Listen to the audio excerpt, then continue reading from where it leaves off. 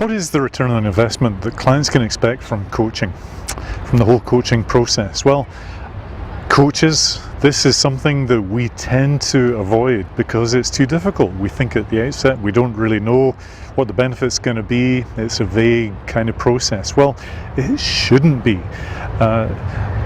Let me share some thoughts, some ideas with you to make it achievable, to make this practical, but above all, let me stress how important it is to try to work at these things in the very early stages with your client. There needs to be a return on investment, and it needs to be there needs to be evidence of that. And it's one of the reasons why the field of coaching has such a patchy reputation. Often, I mean, even when it's been successful, people can't really remember where they started or what the purpose was. They just think it was, kind of nice and quite a good thing. So let's have a look at this. What I'm going to draw on first of all is going back a while, the origins of the model for return on investment in training. The Kirkpatrick Model has 4 levels. The first of these is happy sheets. We've all been at training days where we've been asked to fill in a happy sheet at the end of the day, saying, did we like the trainer? Did we like the topic? Was it nice to be here? And give that kind of quick feedback. Well, coaching should be much more than that. Level 2 in the Kirkpatrick model is about actual learning. Did the participants actually learn anything as a result of what they were doing? And sure, we hope people get new insights, get new learning from coaching. I guess teaching is based on, it's evaluated primarily based on level 2, actual learning, where pupils and students are expected to demonstrate in some way probably at the end of a year through tests and exams that they have in fact learned something in the quality of the learning that they've had. However, Kirkpatrick's level 3 is where coaching really begins to come into its own, because it asks the question, has there been appropriate behaviour change? In other words, when the person has had their coaching session, they've been in the training workshop, and they've gone back to work and back to their lives, has it actually had an impact in the way they behave when they go there? So that needs to be tracked after the event. Much more useful to track that in terms of coaching. But level 4 is perhaps even more important, is what is the wider long-term impact of the change on the business, on the organization, the family that the client goes back into. In other words, is there a cascade effect? Have things moved on? Particularly in this 4th area, it's a lot of the reasoning behind the ideal model of engagement that I'm going to share with you in another short video in this series. But the questions here are the behavioral changes sustainable? Changing them once and trying it out once or twice, experimenting with a new way of doing things, does not mean that becomes the way that person does things as their default method in the future. It doesn't mean that the organization uses that as their default behavior, the way we do things around here in the future. So the question of sustainability is also part of the reason why a coaching engagement ought to be longer term than you're probably thinking. And this question of the cascade effect. Now, let me give the example of Alan Mulally, who is the CEO of the Ford Motor Company from just after the global financial crisis, when Ford was losing, I believe, $17 billion a year. Now, Alan Mulally was getting coached by Marshall Goldsmith. And I've heard him talk about this whole experience. What particularly impressed me was that he learned about coaching methods, the methodology and the principles behind coaching from what he was experiencing from Marshall Goldsmith. And he applied that in his work with his own leadership team within his own company.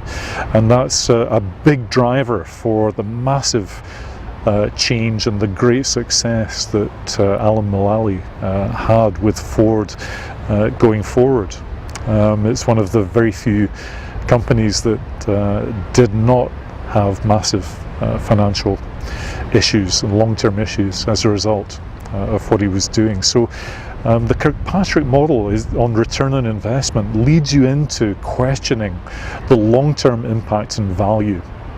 Now for myself, I use a simple but difficult yardstick. I'm asking myself at the outset, do I believe that my client will get at least a 500% return on their investment? Now that's 5 times what they're going to be paying me over the course of the assignment.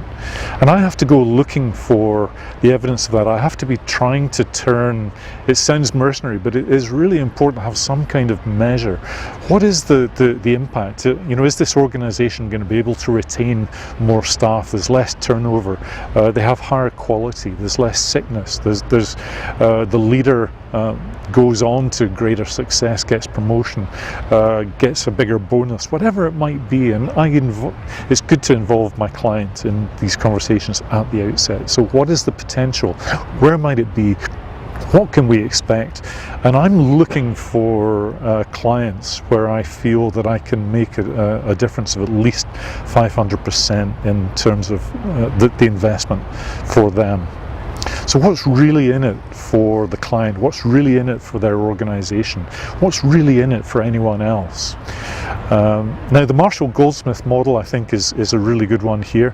It starts out with a 360 assessment, which involves the boss, if there is one, peers, direct reports, and the whole process of identifying the strengths and areas for development of a leader. But the key thing here is to boil it down specifically to the 1 or 2 behaviours that will be the triggers for bringing about greater success further down the track. Or it might be behaviours that are blocking that greater success, and to focus on those 2 areas. But then it's followed up with mini surveys with agreed stakeholders, the people that have a stake in what that leader is doing and how they're working, their direct reports, their peers, their boss, agreed at the outset. And on a regular basis, they'll be asked questions like, have you perceived a change? Do you think that the leader is actually trying to make these changes? And what kind of suggestions do you have going forward for how they might improve in these 2 areas in the next month, say? And then that's followed up with quarterly, more in-depth surveys to track and look for evidence of progress from the first 360. Now this sounds time-consuming, but with an organisation like Marshall-Goldsmith, then a lot of this, well, it's not entirely automated, it's semi-automated. The initial 360 is not just an online or paper exercise. I actually will talk to the respondents and interview them one-on-one to get the stories to go with the objective data. And this is the kind of conversation that continues going forward. The client has to have conversations with those stakeholders to say, you know, this is what I'm working on. Is there a return? Is this making a difference? By becoming a leader, a better leader, is this helping you in your work? Those kind of conversations carry on. It's not just the return on investment from this simple coach-client relationship that we're looking at here. So that's best practice in a kind of complex way. But if you're just simply doing one-on-one coaching, you don't have the resources of an organization like that behind you, then at the very minimum, you've got to be talking to your client at the outset about what they are really looking for from the process and what that means to them. And every time you meet, I suggest that you finish up with the question, what has been most valuable from today's session? And follow that up with, and what has been most valuable in the coaching process so far? And how do you know that that's valuable? What does that mean to you? What does that mean to your organization, to the people around about you? Keep asking your client for that information on a regular basis, because they should be just as focused on looking for a return from their investment of time and money as you are. Return on investment, not an easy area.